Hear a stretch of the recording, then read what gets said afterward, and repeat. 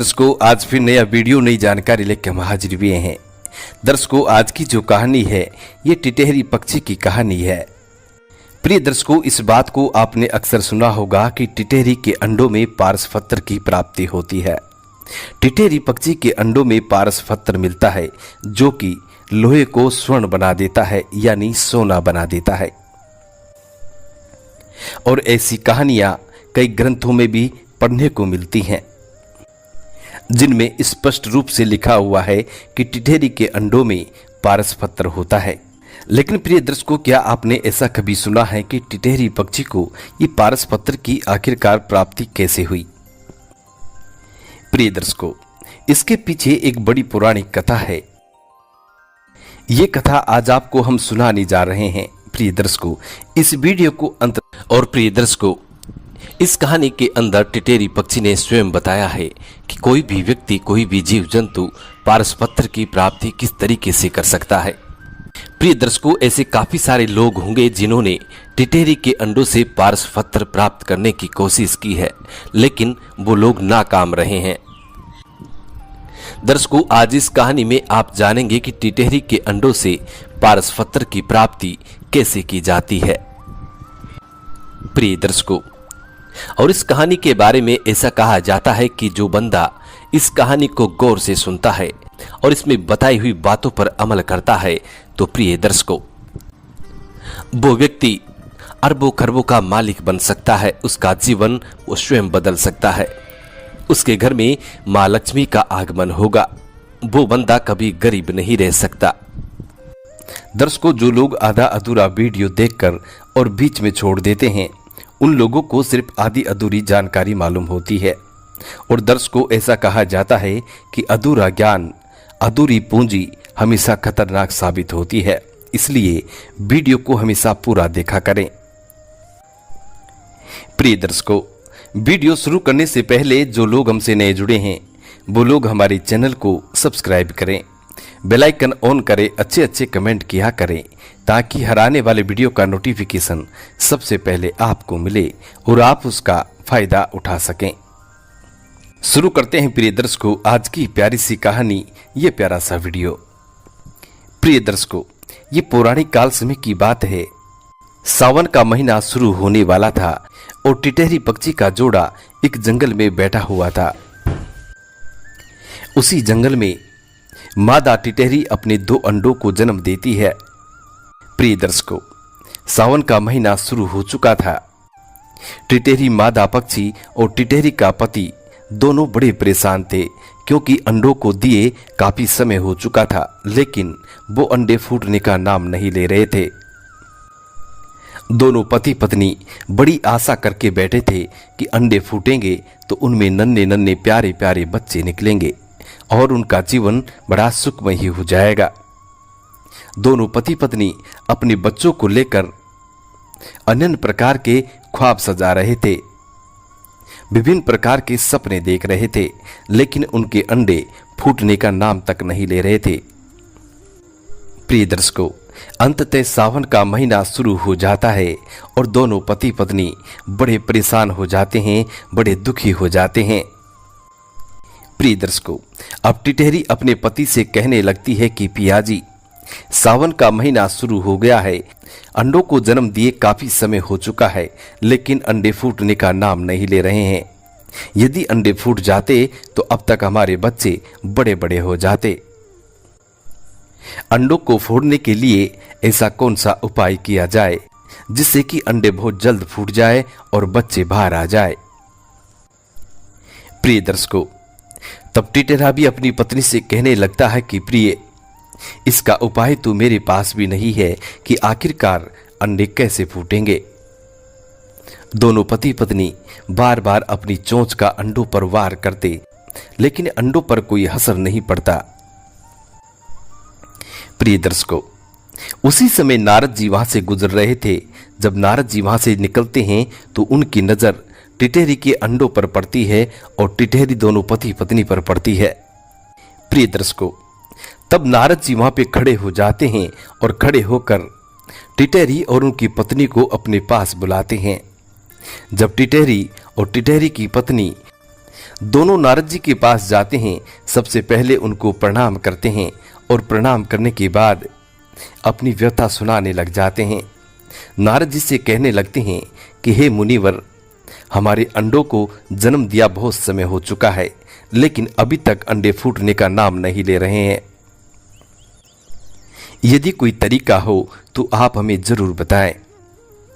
यदि हमारे अंडे अब तक फूट चुके होते तो हमारे बच्चे बहुत बड़े बड़े हो जाते। प्रिय दर्शकों, टिटेरी पक्षी और उसके पति की इतनी बात सुनने के बाद अब नारद जी भी बड़े आश्चर्यचकित हो जाते हैं और सोचने लगते हैं कि आखिरकार टिटेरी के अंडे क्यों नहीं फूट रहे हैं, ऐसा कौन सा कारण हो सकता है। तब नारद जी भगवान श्री हरि विष्णु का ध्यान करते हैं तो उनको एक उपाय सूझता है। तब नारद जी टिटेरी और उसकी पत्नी से कहने लगते हैं कि मैं तुम लोगों को एक उपाय बताता हूं, यदि आप लोग इस उपाय को करेंगे तो आपसे महादेव बड़े प्रसन्न हो जाएंगे, और जब महादेव प्रसन्न होंगे तो आपको एक अनमोल ऐसी चीज देंगे जिससे आप अपने अंडों को फोड़ सकते हैं। प्रिय दर्शकों, नारद जी की इतनी बात सुनने के बाद टिटेरी और उसका पति दोनों नारद जी से कहने लगते हैं कि हे मुनिवर, आप जल्द बताएं वो उपाय आखिरकार है क्या। हम दोनों पति पत्नी मिलकर उस उपाय को जरूर करेंगे। प्रिय दर्शकों, उसके बाद नारद जी आसन लगाकर बैठ जाते हैं और टिटेरी दोनों पति पत्नी उसके सामने बैठ जाते हैं और नारद जी उपाय बताने लग जाते हैं। नारद जी कहते हैं कि सावन का महीना शुरू हो चुका है और तुम दोनों पति पत्नी हरि के द्वार जाओ, यानी कि हरिद्वार जाओ, और हरिद्वार जाकर पूरे तन से देवादिदेव महादेव की कावड़ लेके आओ और महादेव को पूरे तन मन से कावड़ अर्पित करो। पूरी श्रद्धा से, पूरे तन मन से यदि आप लोग इस कार्य को करेंगे तो महादेव आपसे जरूर प्रसन्न हो जाएंगे। प्रिय दर्शकों, नारद जी और कहते हैं कि हे टिटेरी पक्षी, इसके अलावा दूसरा कोई उपाय नहीं है। इतना कहकर नारद जी वहां से चले जाते हैं। अब टिटेरा अपनी पत्नी से कहने लगता है कि हे प्रिय, अब हमें हरि के द्वार जाना चाहिए, यानी कि हरिद्वार जाना चाहिए, और वहां से देवादिदेव महादेव के लिए कावड़ लेकर के आनी चाहिए और महादेव को अर्पित करनी चाहिए। प्रिय दर्शकों, तब टिटेरी पक्षी अपने पति से कहने लगती है कि पियाजी, हरि के द्वार यानी हरिद्वार तो हम जाएंगे, कावड़ भी लेके आएंगे, लेकिन इससे पहले हम अपने अंडों का कुछ इंतजाम करें ताकि कोई अन्य जीव हमारे अंडों को नुकसान ना पहुंचा सके। तो प्रिय दर्शकों, अब टिटेरा पक्षी अपनी पत्नी से कहने लगता है कि प्रिय, हमारे अंडों को यदि कोई जीव जंतु नुकसान पहुंचाता है तो पहुंचाने दे। आज से, अभी से और इसी वक्त से हम महादेव के भरोसे अपने अंडों को छोड़ेंगे, अपने बच्चों को छोड़ेंगे। आज से और इसी समय से, इसी वक्त से हम किसी वृक्ष पे नहीं बैठेंगे, हम किसी पेड़ पौधों पर अपने अंडों को नहीं रखेंगे, हम सिर्फ और सिर्फ जमीन पर रहेंगे और जमीन पर ही अपने अंडों को रखेंगे। प्रिय दर्शकों, दोनों पति पत्नी जल हाथ में लेकर ऐसा संकल्प करते हैं कि आज के बाद हम किसी वृक्ष पे नहीं बैठेंगे, किसी पेड़ पौधे पर नहीं बैठेंगे और नहीं अपने अंडों को किसी वृक्ष पर रखेंगे। हम सिर्फ और सिर्फ जमी पर ही रहेंगे और जमी पर ही अपने अंडों को रखेंगे। प्रिय दर्शकों, ऐसा कहा जाता है कि मां की आत्मा बहुत बड़ी होती है। मां अपने बच्चों के लिए कुछ भी कर गुजरने के लिए तैयार होती है, यहां तक कि मां अपने प्राणों को भी दांव पर लगा देती है। प्रिय दर्शकों, उसके बाद टिटेरी कुछ कंकड़ पत्थर उठाती है और अपने अंडों के चारों तरफ कंकड़ पत्थर लगा देती है और ओम नमः शिवाय का जाप करते हुए कंकड़ पत्थर लगाकर वहां से रवाना हो जाते हैं। प्रिय दर्शकों, अब दोनों पति पत्नी ओम नमः शिवाय का जाप करते हुए हरि के द्वार पहुंच जाते हैं, यानी कि हरिद्वार पहुंच जाते हैं। पूरी श्रद्धा से, पूरी लगन से और पूरी आत्मा से देवादिदेव महादेव का नाम जपते रहते हैं और हरिद्वार से कावड़ उठाते हैं और कावड़ उठाकर देवादिदेव महादेव का ध्यान करते हुए उनका नाम जपते हुए कावड़ लेकर के आते हैं और कावड़ लाकर महादेव को अर्पित करते हैं। प्रिय दर्शकों, अब महादेव को कावड़ भी अर्पित कर दी, लेकिन फिर भी महादेव उनके समक्ष नहीं आए, उनको दर्शन नहीं दिए। फिर से दोनों पति पत्नी और दुखी हो जाते हैं, सोचने लगते हैं कि अब तो हमने नारद जी के बताए हुए उपाय को भी कर दिया है, फिर भी महादेव हमको दर्शन नहीं दे रहे हैं। प्रिय दर्शकों, फिर टिटेरा पक्षी अपनी पत्नी से कहने लगता है कि प्रिय, घबराओ मत, चिंता मत करो, देवादिदेव महादेव हमसे जरूर प्रसन्न होंगे। अब हम देवादिदेव महादेव की घनघोर तपस्या करेंगे। प्रिय दर्शकों, अब दोनों पति पत्नी फिर से संकल्प लेते हैं और महादेव की घनघोर तपस्या में बैठ जाते हैं। प्रिय दर्शकों, जब टिटेरा और टिटेरी दोनों पति पत्नी महादेव की भक्ति में बैठ जाते हैं, उनकी तपस्या में बैठ जाते हैं, तो प्रिय दर्शकों, अब सावन का महीने का अंतिम पहर चल रहा था। सावन का महीना समाप्त होने वाला था, तभी महादेव प्रसन्न होते हैं और उनकी भक्ति संपूर्ण हो जाती है। निराधार रहकर महादेव की भक्ति करते हैं, नहीं कोई खाना नहीं कोई पीना, निराधार देवादिदेव महादेव की पूरे सावन भक्ति करते हैं। प्रिय दर्शकों, जब सावन समाप्त होने वाला होता है, तभी महादेव प्रसन्न होते हैं और महादेव टिटेरा और टिटेरी को दर्शन देने के लिए आते हैं। महादेव उनको दर्शन देने आते हैं और महादेव उनसे कहते हैं कि टिटेरा टिटेरी, हम तुम्हारी भक्ति से बेहद प्रसन्न हैं, जो मांगना हो सो वरदान मांग लो। प्रिय दर्शकों, तब टिटेरा और टिटेरी दोनों पति पत्नी अपनी आंखें खोलते हैं। आंखें खोलते ही देवादिदेव महादेव के दर्शन होते हैं। प्रिय दर्शकों, उसके बाद टिटेरा और टिटेरी दोनों पति पत्नी महादेव से कहते हैं कि प्रभु, हमने 2 अंडों को जन्म दिया है और उनको जन्म दिए बहुत समय बीत चुका है, लेकिन अभी तक वो फूट नहीं रहे हैं।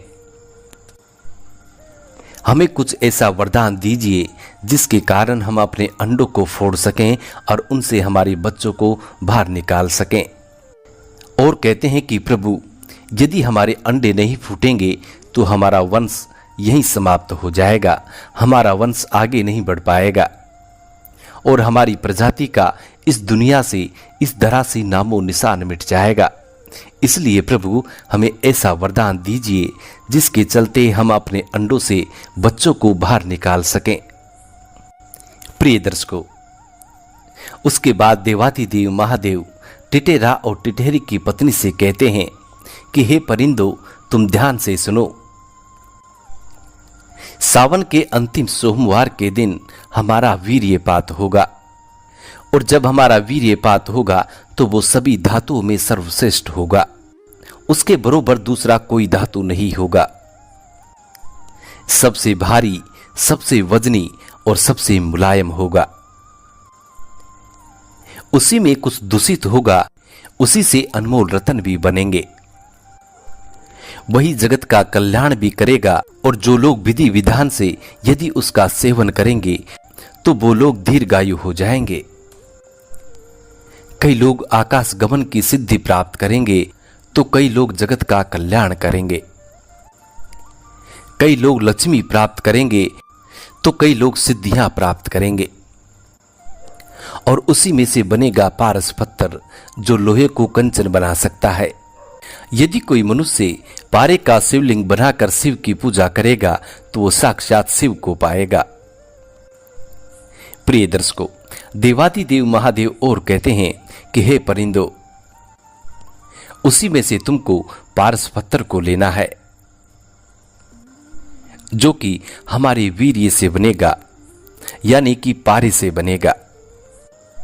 बस वही तुम्हारे अंडों को फोड़ेगा और उसी से लोहे भी कंचन बन जाया करेंगे। और देवादिदेव महादेव टिटेरी पक्षी को उसकी पहचान बताते हैं। प्रिय दर्शकों, और देवादिदेव महादेव कहते हैं कि हे परिंदों, जब हमारा वीर्यपात होगा तो लोग इसे पारे के नाम से जानेंगे, और जब इसके अंदर पार्वती का रज अर्थात यानी गंधक का मिलावट होगा तो पारस पत्थर बनेगा। यही पारस पत्थर संसार का कल्याण भी करेगा। थोड़ा धूमल होगा, थोड़ा कठोर होगा। पत्थर जैसी नजर आने वाली ये चीज लोहे को भी कंचन बना देगी।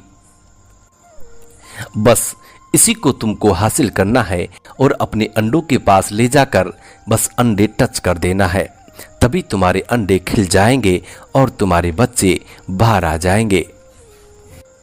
प्रिय दर्शकों, इतना कहकर देवादिदेव महादेव तथास्तु कहते हैं और अंतर ध्यान हो जाते हैं। प्रिय दर्शकों, जब सावन का अंतिम सोमवार आता है तो देवादिदेव महादेव का वीर्यपात होता है और उसके अंदर जब मां पार्वती का रज मिलता है अर्थात गंधक शामिल होती है तो धीरे धीरे वो पारा पृथ्वी के गर्भ में जाकर पारस पत्थर के रूप में परिवर्तित हो जाता है। तो प्रिय दर्शकों, अब टिटेरी पक्षी उसको ढूंढकर अपनी चोंच में पकड़ कर लेके आती है और अपने अंडों के पास लाकर अपने अंडों से टच करती है। जैसे ही टिटेरी पक्षी अपने अंडों से टच करती है तो उसके अंडे खिल जाते हैं, उसके अंडे फूट जाते हैं और उसके बच्चे बाहर निकल आते हैं। प्रिय दर्शकों, इस तरीके से टिटेरी पक्षी को पारस पत्थर की प्राप्ति हुई है। ये देवादिदेव महादेव की असीम कृपा से टिटेरी पक्षी को पारस पत्थर की प्राप्ति हुई है। प्रिय दर्शकों, ये बिल्कुल सत्य है, इसमें कोई संदेह नहीं है कि टिटेरी के अंडों में पारस पत्थर नहीं होता, जरूर होता है। प्रिय दर्शकों, टिटेरी पक्षी अपने उस पारस पत्थर को बड़ी संभाल कर रखती है और अपनी औलाद को हमेशा उस चीज के बारे में बता के जाती है। प्रिय दर्शकों, ऐसा कहा जाता है कि पारस पत्थर का राज सिर्फ और सिर्फ टिटेरी के पास होता है। वो अपनी औलाद के अलावा अन्य किसी जीव जंतु को इसकी भनक तक नहीं लगने देती। प्रिय दर्शकों, कई लोग ऐसा सोचते हैं कि टिटेरी पक्षी अपने घोंसले में ही पारस पत्थर के टुकड़े को छोड़ जाती है, लेकिन ऐसा नहीं होता। प्रिय दर्शकों, टिटेरी पक्षी बड़ी सावधानी से पारस पत्थर को लाती है और अपने अंडों से टच करके वापस उसको सुरक्षित स्थान पर रख देती है, जहां पे परिंदा भी पर नहीं मार सकता। उस स्थान का पता सिर्फ टिटेरी पक्षी को होता है। प्रिय दर्शकों, एक बात आपने अक्सर नोट की होगी कि अन्य जीव जंतु, अन्य पशु पक्षी सभी रात्रि के समय विश्राम करते हैं और जो जीव जंतु जैसे दिन में उनको दिखाई नहीं देता है, जैसे उल्लू, चमगादड़ आदि ऐसे पक्षी हैं जिनको दिन में दिखाई नहीं देता है, ये दिन में आराम करते हैं और रात्रि को घूमते हैं। और अन्य पशु पक्षी रात्रि को विश्राम करते हैं और दिन में उधर उधर घूमते रहते हैं। लेकिन टिटेरी पक्षी एक ऐसा